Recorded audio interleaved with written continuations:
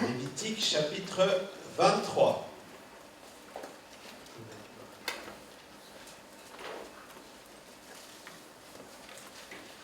L'Éternel parla à Moïse et dit, « Parle aux enfants d'Israël et tu leur diras, les fêtes de l'Éternel que vous publierez seront de saintes convocations. Voici quelles sont mes fêtes. On travaillera 6 jours, mais le 7e jour est le sabbat ou le Shabbat, le jour du repos. Il y aura une sainte convocation, vous ne ferez aucun ouvrage, c'est le sabbat de l'Éternel, dans toutes vos demeures. Voici les fêtes de l'Éternel, les saintes convocations que vous publierez à leur temps fixé. Le 1er mois, le 14e jour du mois, entre les 2 soirs, ce sera la Pâque de l'Éternel. Et le 15e jour de ce mois, ce sera la fête des pains sans levain avec l'honneur de l'Éternel. Vous mangerez pendant 7 jours des pains sans levain. Le 1er jour, vous aurez une sainte convocation. Vous ne ferez aucune œuvre servile. Vous offrirez à l'Éternel pendant 7 jours des sacrifices consumés par le feu. Le 7e jour, il y aura une sainte convocation. Vous ne ferez aucune œuvre servile. L'Éternel parla à Moïse et dit, « Parle aux enfants d'Israël et tu leur diras, quand vous serez entrés dans le pays que je vous donne et que vous y ferez la moisson, vous apporterez au sacrificateur une gerbe prémisse de votre moisson. Il agitera de côté et d'autre la gerbe devant l'Éternel afin qu'elle soit agréée. Le sacrificateur l'agitera de côté et d'autre le lendemain du sabbat. Le jour où vous agiterez la gerbe, vous offrirez en holocauste à l'Éternel un agneau d'1 an sans défaut.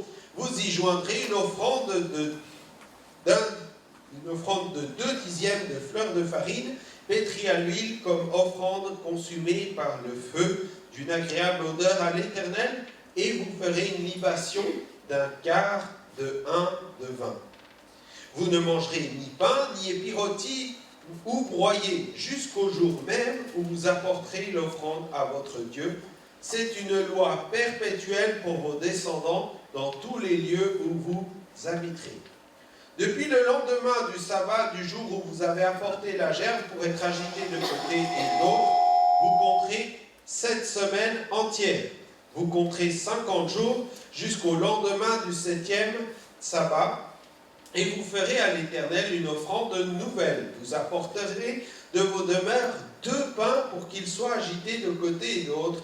Ils seront faits avec 2 dixièmes de fleur de farine et cuits avec du levain. Ce sont les prémices à l'Éternel. Outre ces pains, vous offrirez en holocauste à l'Éternel 7 agneaux d'1 an sans défaut, 1 jeune taureau et 2 béliers. Vous y joindrez l'offrande de la libation ordinaire comme offrande consumée par le feu d'une agréable odeur à l'Éternel. Vous offrirez un bouc en sacrifice d'expiation et 2 agneaux d'1 an en sacrifice d'action de grâce. Le sacrificateur agitera ses victimes de côté et d'autre devant l'Éternel avec les pains des prémices et avec les 2 agneaux. Elles seront consacrées à l'Éternel et appartiendront au sacrificateur.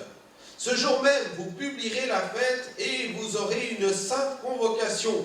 Vous ne ferez aucune œuvre servile. Ce sera une loi perpétuelle pour vos descendants dans tous les lieux où vous habiterez.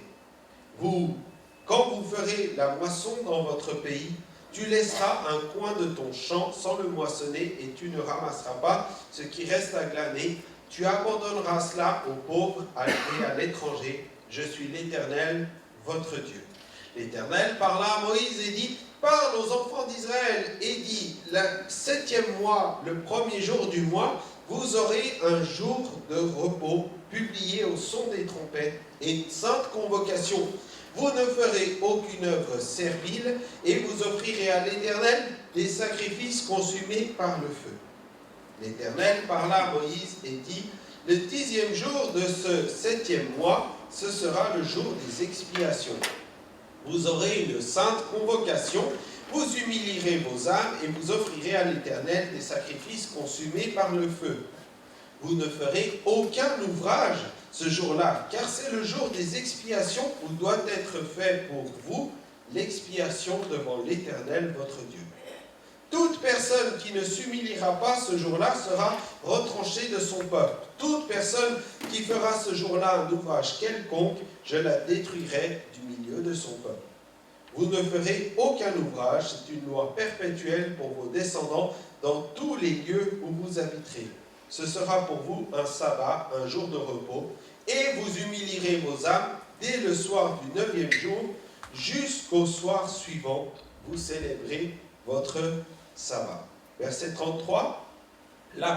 L'Éternel parla à Moïse et dit, parle aux enfants d'Israël et dit, le 14e jour de ce 7e mois, ce sera la fête des tabernacles en l'honneur de l'Éternel pendant 7 jours.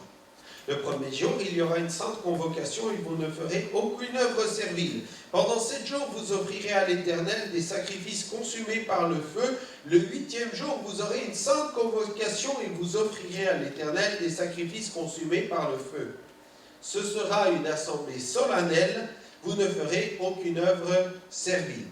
Telles sont les fêtes de l'Éternel, les saintes convocations que vous publierez, afin que l'on offre à l'Éternel des sacrifices consumés par le feu, des holocaustes, des offrandes, des victimes et des libations, chaque chose au jour fixé. Vous observerez en outre les sabbats de l'Éternel, et vous continuerez à faire vos dons à l'Éternel, tous vos sacrifices pour l'accomplissement d'un vœu, et toutes vos offrandes volontaires. Le 15e jour du 7e mois, quand vous récolterez le produit du pays, vous célébrerez donc une fête à l'Éternel pendant 7 jours. Le premier jour, ce sera un jour de repos, et le 8e sera un jour de repos.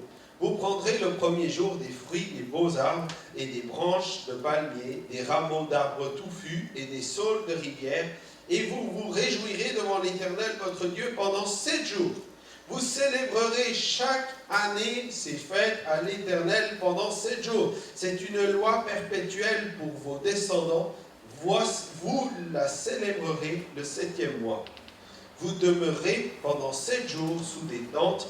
Tous les indigènes en Israël demeureront sous des tentes, afin que vos descendants sachent que j'ai habité sous des tentes, que j'ai fait habiter sous des tentes les enfants d'Israël, après les avoir fait sortir du pays d'Égypte. Je suis l'Éternel, votre Dieu. C'est ainsi que Moïse dit aux enfants d'Israël, quelles sont les fêtes de l'Éternel. Notre Dieu est un Dieu de fêtes. En tout temps, il nous donne de pouvoir célébrer la fête. Un Dieu de fête. Un Dieu qui aime la fête. Un Dieu qui aime le saint rassemblement. Un Dieu qui propose à son peuple de se retrouver pour le célébrer.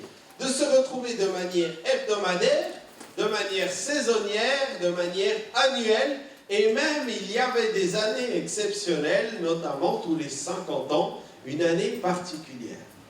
Et nous plaignons d'avoir beaucoup de jours de repos ou beaucoup de jours de congé dans notre culture judéo-chrétienne. Mais il faut savoir que dans le judaïsme aujourd'hui, ils ont encore rajouté à ces 7 fêtes, encore 9 autres fêtes, il y en a 16 en tout. Ils n'arrêtent pas de faire la fête. Mais ça devrait nous inspirer, et on va y réfléchir, à cette notion, pourquoi est-ce que Dieu a institué ces rendez-vous? Pourquoi est-ce que Dieu a voulu que son peuple se rassemble sur des situations, des faits particuliers, dans des temps particuliers? Il y a ces 7 fêtes nommées dans ce chapitre. La première, eh bien, c'est la fête hebdomadaire. Chaque jour, un jour consacré à l'Éternel. Un jour particulier. Et puis, il y a la fête, la principale, si j'ose dire, celle qui va être le fondement. Pessah, la Pâque, les pains sans levain, 2 fêtes en une, qui ont 2 valeurs complémentaires. Et puis il y a la fête des prémices, le premier fruit de la moisson qui suit immédiatement la Pâque. C'est quelque part 3 fêtes réunies dans une seule, dans un temps. Et puis 50 jours après, Pentecôte, c'était la semaine dernière. Pentecôte, la fête des semaines, la fête de l'attente, Shavuot, voilà. Puis la fête des trompettes, la fête de l'année, et puis la fête, le jour de l'expiation, grand rendez-vous, le jour du grand pardon, et la fête des tabernacles ou des soukkotes, des huttes. Tout d'abord, cette fête de sabbat, le repos de Dieu ou en Dieu. Le repos de Dieu ou en Dieu. Bien sûr, cette fête ne va pas s'étendre grandement dessus. Ça nécessiterait, chacune d'elles nécessiterait, je ne sais pas, 5-6 prédications à elle seule. Mais j'aimerais quand même reparcourir pour vraiment imprimer ce fait que Dieu est un Dieu de rassemblement, un Dieu de fête, un Dieu qui s'adresse au peuple. Dans le repos, il y a lui-même Dieu qui montre cet exemple dans Genèse 2. Ainsi furent achevés les cieux et la terre et toute leur armée. Dieu acheva au 7e jour son œuvre qu'il avait faite. Il se reposa au 7e jour de toute son œuvre qu'il avait faite. Dieu bénit le 7e jour et il le sanctifia parce qu'en ce jour, il se reposa de toutes ses œuvres qu'il avait créées en les faisant. Ce 7e jour a cette particularité d'être l'exemple du repos proposé en Dieu, parce que c'est un jour d'éternité qui n'a ni commencement ni fin. C'est un jour qui n'est pas marqué dans le temps, qui n'a pas des bornes de temps. C'est un jour qui définit l'œuvre de Dieu dans sa personne, dans son action. Il est le Dieu qui propose le repos. Il est le Dieu qui œuvre dans le repos, qui nous conduit dans le repos. Il est le Dieu qui nous invite à nous décharger sur lui justement de tout fardeau et de tout souci, et de prendre celui qui lui appartient ce jour, qui est doux, ce fardeau qui est léger, cette passion pour Christ, cet engagement à honorer Dieu, à être en fête avec lui, à être dans cet état de joie permanente, de secours permanent, de soutien permanent. N'est-ce pas agréable? Je ne parle pas ici des fêtes récupérées par l'adversaire, où il est question de dépravation, d'ivrognerie, d'excès de table, de toutes choses semblables. Je parle des saintes fêtes, des temps qui sont bénis, qui sont simples, mais qui sont bénis. Où, eh bien, on est en joie d'être les uns avec les autres, de partager des instants.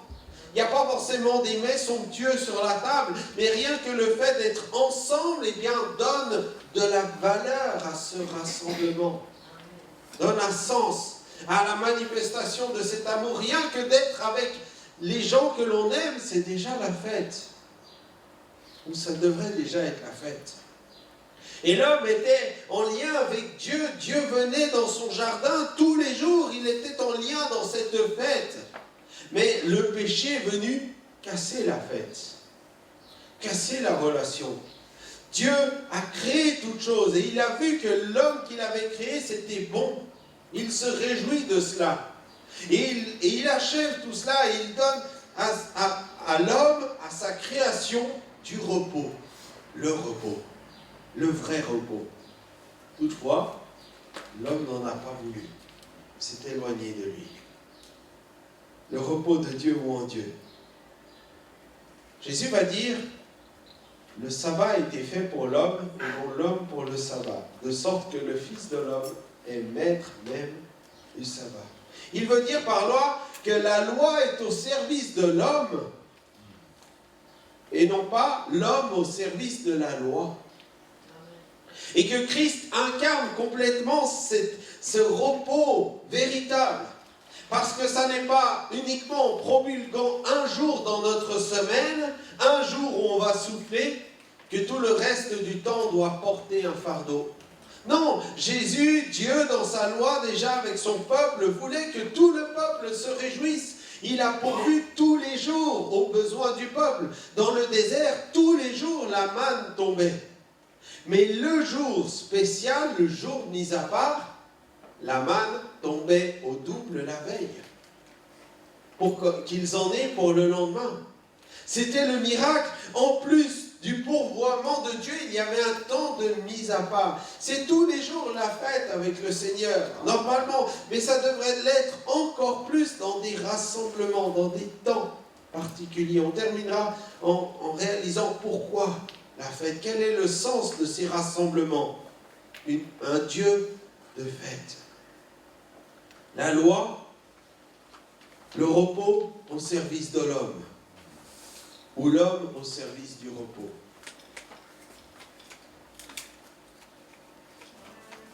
Recherchons ce vrai repos qui se trouve en Christ. Alléluia. Seigneur, j'ai besoin d'être dans ce repos. Pas simplement de rechercher un petit peu de repos en toi, mais d'être et de demeurer dans ce repos. Pâques, cette deuxième fête, la nuit du salut, la délivrance de l'esclavage. Alléluia pour la Pâque. Et suivi la même nuit, la Pâque, c'est vraiment le passage durant la nuit, et suivi de ce temps du pain sans levain, les matzot, symbolisant la purification, parce qu'on va enlever ce qui va faire gonfler la pâte, le levain, qui peut être l'image du péché, mais qui n'est pas toujours l'image du péché. D'accord, dans la Bible. Mais c'est ce peu de levain qui fait lever toute la pâte. Et là, la symbolique, c'est une symbolique de purification, de nettoyage, de transformation. La Bible nous dit, faites disparaître le vieux levain afin que vous soyez une pâte nouvelle, puisque vous êtes sans levain, car Christ, notre Pâque, a été immolé. Célébrons donc la fête, non avec du vieux levain, non avec le levain de la malice et de la méchanceté, non, mais avec les pains sans levain de la pureté et de la vérité. Célébrons cette fête, la fête de Dieu, sans avoir besoin des artifices du péché. Est-ce qu'on a besoin vraiment d'être ivre pour pouvoir être heureux? Est-ce qu'on a besoin vraiment d'avoir une ambiance pour pouvoir vivre la paix? Ça peut aider d'être dans une atmosphère joyeuse pour avoir la joie. Mais la joie réelle ne va pas venir uniquement de l'extérieur, elle vient surtout de l'intérieur, d'une réconciliation. Alors cette fête nouvelle, même si elle va s'exprimer par des cris de joie, même si d'une manière extérieure elle peut sembler la même que celle que l'on veut fabriquer dans le monde, pourtant la source est complètement différente. Christ, notre Pâque, a été immolé. C'est lui qui va nous donner la vraie joie, la vraie paix, le privilège d'être enfant de Dieu. La nuit du salut, la délivrance de l'esclavage. Et puis cette fête qui va suivre immédiatement les prémices. Cette fête symbolise la consécration, la mise à part. Ça y est, j'ai compris que Jésus est venu me délivrer. Et bien maintenant, je lui donne la première partie. Recherche premièrement le royaume de Dieu et la justice. Mettre en premier les choses. Ça ne veut pas dire, mets ça en premier et puis oublie tout le reste. Ça veut simplement dire que la primauté de mon choix, la primauté de mon action, soit toujours de rechercher le royaume de Dieu et sa justice. La consécration. Christ est le grand exemple de cette élection. Il a été le premier en toutes choses, traçant le chemin par son exemplarité. Et il est le premier à avoir livré sa vie à la croix, mort pour nos péchés. Il est le premier à être ressuscité. L'Épître aux Corinthiens nous dit, mais maintenant Christ est ressuscité des morts. Il est le prémisse de ceux qui sont morts. Ceux qui sont morts pour ressusciter. Car puisque la mort est venue par un homme, Adam, c'est aussi par un homme qu'est venue la résurrection des morts, Jésus. Et comme tous meurent en Adam, de même aussi tous revivront en Christ. Mais chacun en son rang. Christ comme prémisse, comme premier, puis ceux qui appartiennent à Christ lors de son avènement. Le premier. Sais-tu, mon frère, ma soeur, que tu es les prémices de l'œuvre de Dieu? Que tu as une place de choix dans son œuvre. Christ est mort pour te faire entrer parmi les premiers. Amen. Pas les premiers vis-à-vis des autres. On n'est pas en concurrence les uns par rapport aux autres. Mais les premiers, c'est-à-dire dans son cœur, une place privilégiée. Celle d'un enfant de Dieu sauvé par grâce. Et Christ est cet exemple de cette élection. Waouh! La mort n'a pas eu de pouvoir sur lui. Il est ressuscité d'entre les morts. La fête de Pentecôte. Shavuot. La Pentecôte commémore la promulgation de la loi, la Torah, sur le mont Sinaï. Ça, c'était pour Israël. C'est pour Israël. Mais pour nous, c'est en plus l'accomplissement de la promesse du don permanent du Saint-Esprit à l'Église.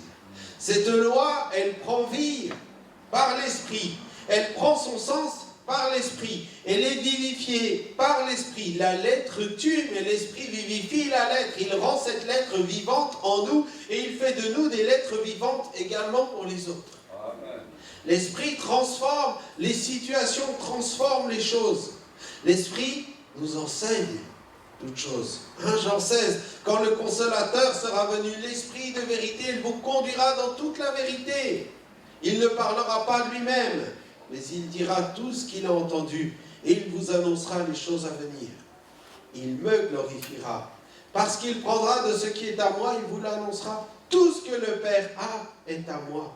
C'est pourquoi je vous ai dit qu'il prendra de ce qui est à moi et vous l'annoncera. Vous vous souvenez ce qui s'est passé dans cette période de Pentecôte?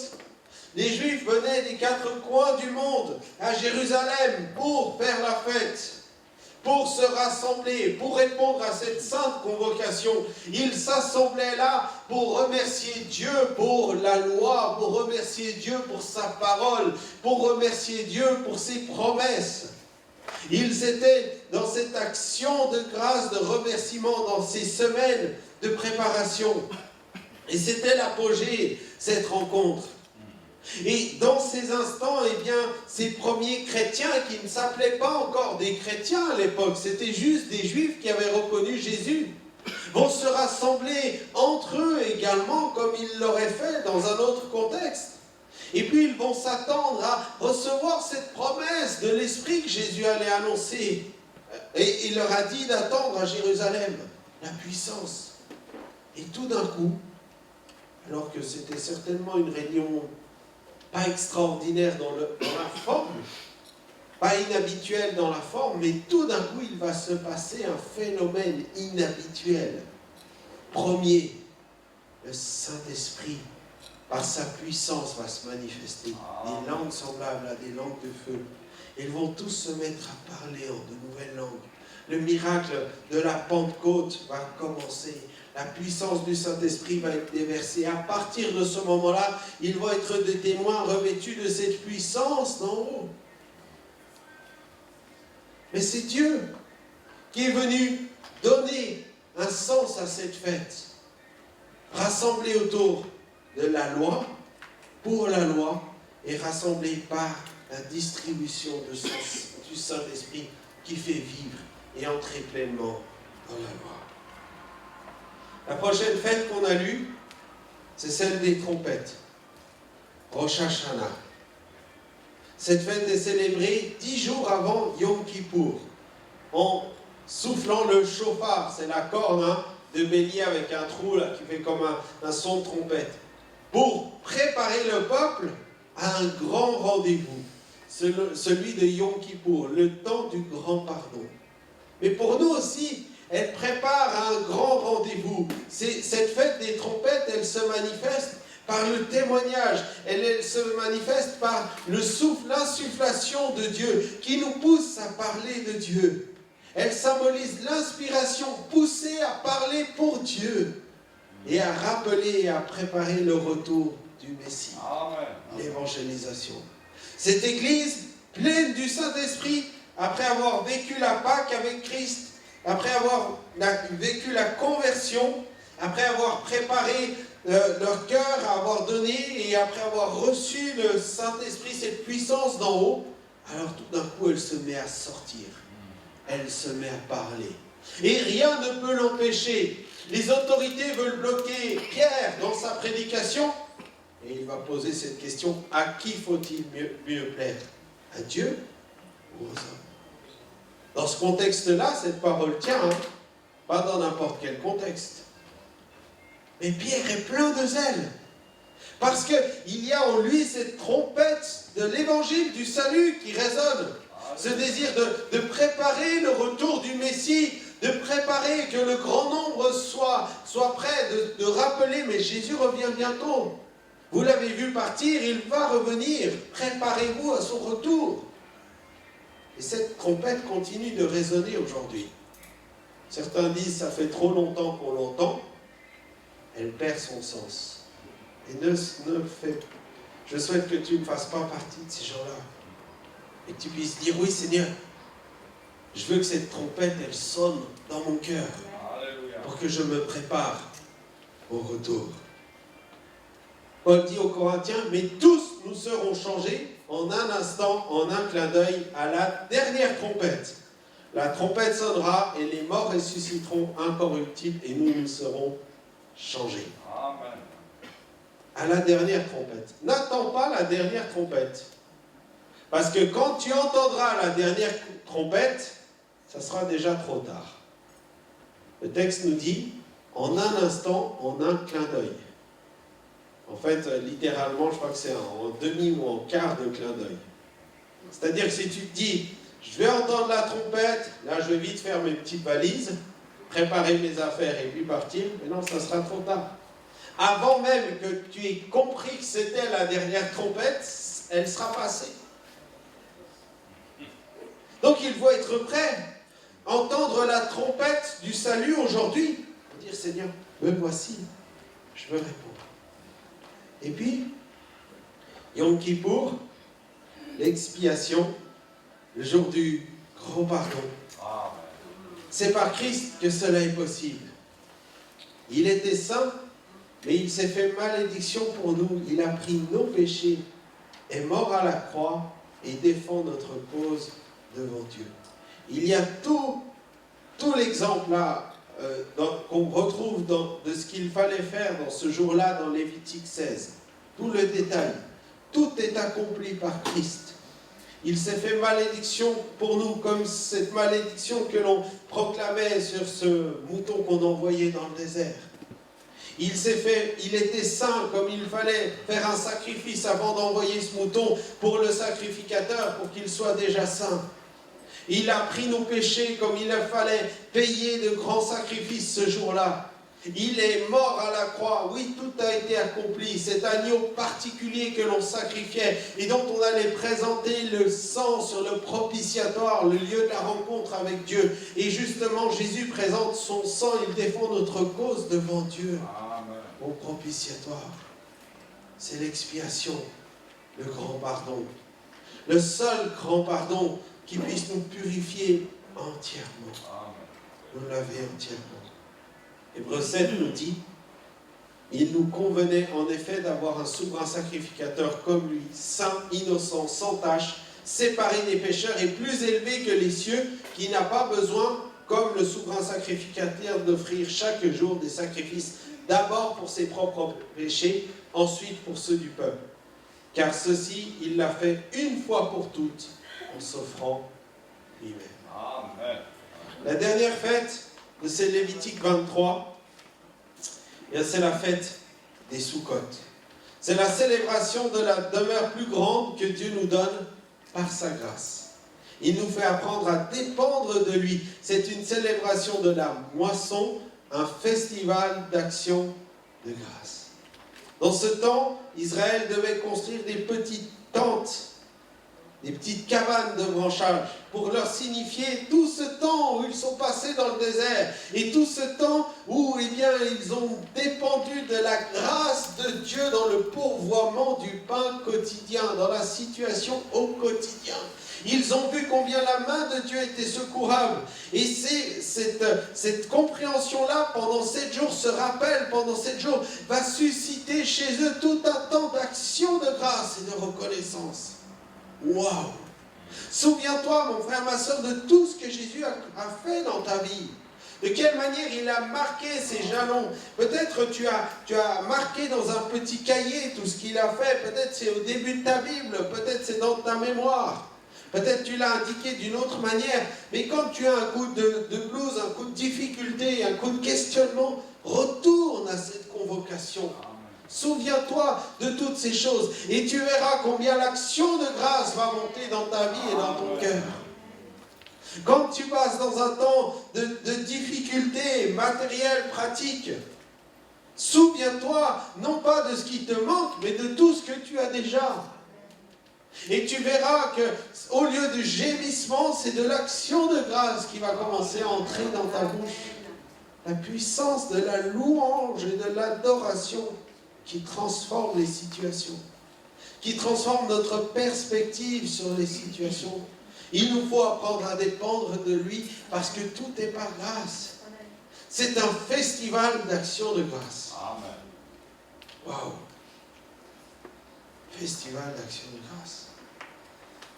Et en étudiant ce passage, je suis tombé sur un passage de l'Écriture dont je n'avais jamais prêté attention et qui m'a interpellé. Vous savez, toutes les nations devront fêter cette fête de tabernacle parce que sinon, il y a une condamnation. Regardez, Zacharie 14, 16.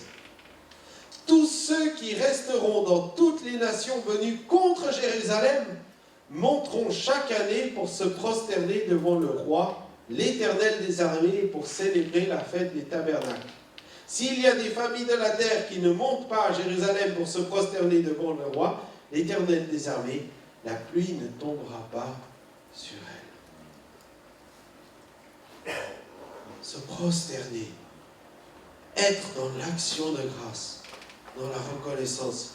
Je préfère le faire librement, comme l'expression de mon amour aujourd'hui, que d'être contraint et forcé de le faire plus tard. Parce que je serai sous la Christocratie, le règne de Christ, qui pètera les nations avec une verge de fer. Non, c'est avec action de grâce, dans ce temps de la miséricorde de Dieu, je peux venir le célébrer. Alors ces fêtes de l'Éternel, la première c'est le sabbat, le repos. La deuxième, la Pâque, sauvée par le sang. Et les pains sans levain, purification par le sang de l'agneau. La fête des prémices, mise à part pour Dieu, engagement pour Dieu. La fête des semaines ou Pentecôte, la réception du Saint-Esprit en nous. La fête des trompettes, devenir un témoin de l'Évangile. La fête des expiations, espérance de l'adoption finale. Puis la fête des tabernacles, marche dans la présence ou dans la grâce de Dieu. Une fête, pourquoi? Pour quelle raison Dieu a-t-il voulu toutes ces fêtes? Quel est le sens à donner à cela? D'abord, c'est un rendez-vous avec quelque chose de plus grand. Quelles sont les raisons qui nous poussent à la fête? Vous savez, on est dans un temps où il y a une multiplication des loisirs.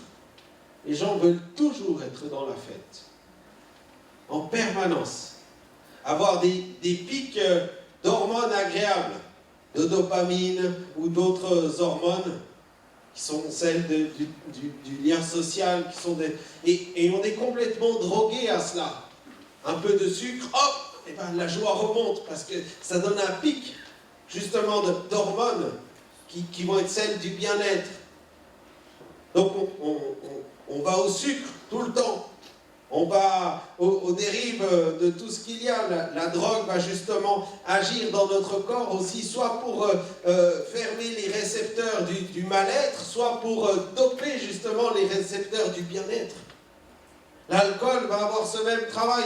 Et puis la musique forte va éviter qu'on pense trop à nous, qu'on se laisse emporter.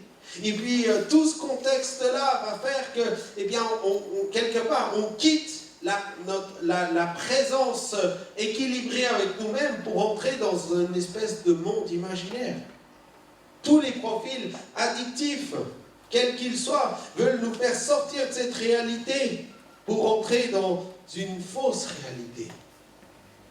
Un rendez-vous avec quelque chose de plus grand qui nous va sortir de nous. Oui, mais si ce rendez-vous, ce n'est pas Dieu, alors ça nous conduit à notre perte. Ça nous conduit à toute forme d'esclavage. Esclaves, les réseaux sociaux, esclaves de la télévision, esclaves de la fête artificielle, esclaves de toutes ces choses.